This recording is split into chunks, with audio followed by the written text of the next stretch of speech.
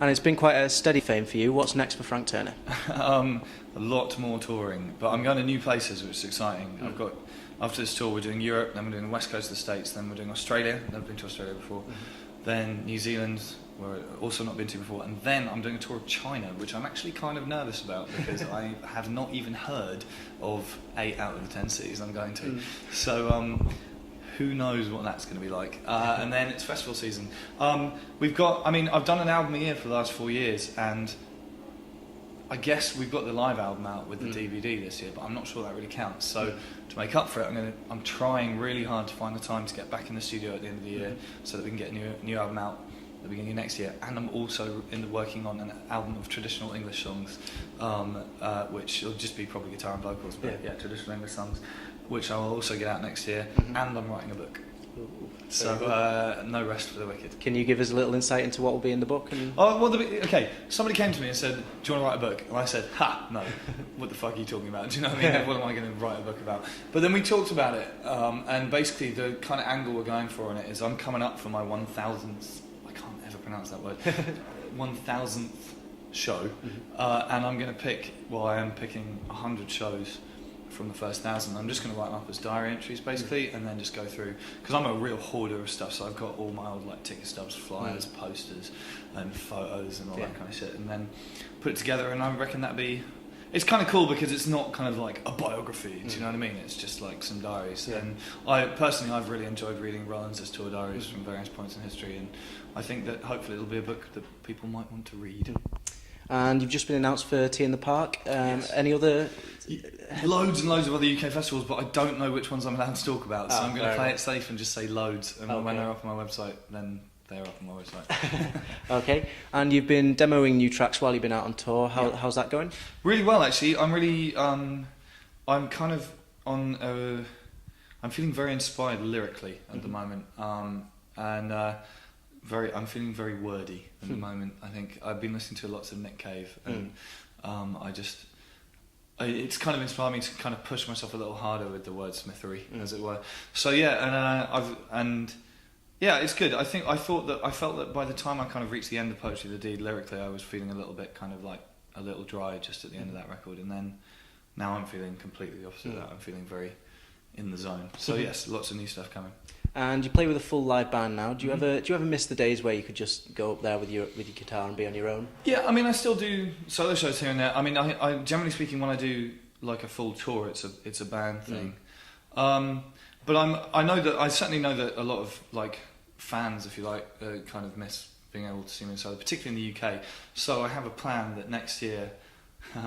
I'm trying to kill myself. I'm going to do like a kind of 12-week tour of the UK, just playing like 300, 200 cap venues, but like everywhere. Do you know what I mean? Instead of just doing Manchester, we'll do like Manchester, Wigan, Preston, Sheffield, Leeds, Liverpool. Do you know what I mean? Do everywhere in like smaller venues and just me playing solo.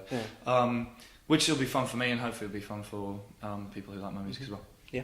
And so Poetry of the Deed's been out for around 6 months now. How's audience reactions been to the album? It's been good. I think it's funny. It's like it's really weird. I was trying to write quite an immediate album with Poetry of the Deed, and succeeded in writing an album of growers. So I don't know what's going on with my brain, but it's been something that's been really rewarding. We're only 2 shows into this tour, but I've had a lot of comments from people already from the first 2 shows sort of saying that they're really starting to get a lot of the kind of, not necessarily like the lead tracks, like the singles and stuff, but a lot of the more like album-y tracks, they're kind of like starting to get them a lot more when they're seeing them in the live context, which is good, because I'm very proud of the record. I think it's a great record, but stuff like The Road and Try This at Home and that sort of stuff, I think people got that straight away. But like songs like Our Lady of the Campfire, which in my opinion is the best song on the album, like people have been a little slow with it, but it's in the set now, and it's Titanic when we play it out live. So people are getting on board. It's good. And you've got your live CD and DVD coming out at the end of the month. What can people expect on that? Well, I'm still kind of possessed by what I would describe as punk rock guilt, which is much like Catholic guilt. It never goes away. Which is just that every time I'm charging anybody for anything, if people are parting with money for something from me, then I'm really kind of like precious about making sure that it's worth their money. Basically, I don't want to rip anybody off or anything. So it was just going to be a DVD originally, and then we just talked about it and we jammed as much stuff as we possibly could in the DVD. So there's 2 live shows, music videos, tour diaries, interviews and photo gallery. There's a couple of other things that didn't make it on there. I think there is a secret hidden Easter egg on there as well, which keep an eye out for. I'm not telling you what that is. And then we ended up putting in a CD of the live show from Shepherd's Bush Empire as well. So I'm really proud of it. I think it looks really good. I think it sounds really good, and hopefully people will agree. And obviously, all the music that you write is very personal to you. Have you got any particular favourites that you know? It's like choosing between my children in a way. Do you know what I mean? I don't know. Like I say, I was really. As far as the new album goes, Our Lady of the Campfire is a big song for me, just because, without going too far into the details, it's funny. My songs are very personal, but I kind of. That's sort of generally speaking as far as I want to go with the subject matter. But I will say it's a song about one of my very, very best friends, and I've been needing to write her a song since I was about 12 years old, and I've tried in the past and it didn't quite come together. And that one I was just really pleased. It was like that's what I wanted to say about her, and she is a hard ass and a vicious critic of everything I do, and she was like, yeah, that song's alright. So it went down well. And it's St Patrick's Day today. Have you got a special treat in store for anyone at Manchester? You know what? I feel terrible saying this. Having just done the 5 weeks with Flogging Molly, who are an American Irish band, and their crowd are very, very kind of American Irish.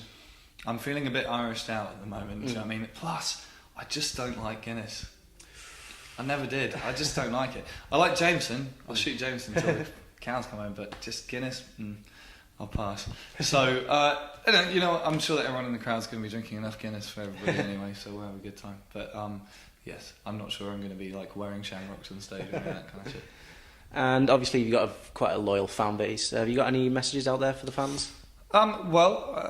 Let's start with, I know I've actually used it myself in this interview, but I've never been all that comfortable with the word fan, just because it implies a sort of like, it's almost it feels disrespectful to me in my mouth in a way, because it's like they're just people who come to the shows, and when I'm not on stage, there's, as far as I'm concerned, no difference. I mean, I want to be a musician. I'm enjoying our conversation right now, but I'm not being a musician right now. I'm just being some guy who you're talking to, And it's like, and when I'm not on tour, I go to shows, and I just, for me, I just never really like that kind of division. I don't want to be set apart from the people who come from my shows, because if I am, then I just feel like what I have to say becomes irrelevant anyway. So, hi guys, how you doing? How about that? Something like that. I don't know. I just, it just kind of, I just want people to think of me as a normal person, basically. Something like that. What am I talking about?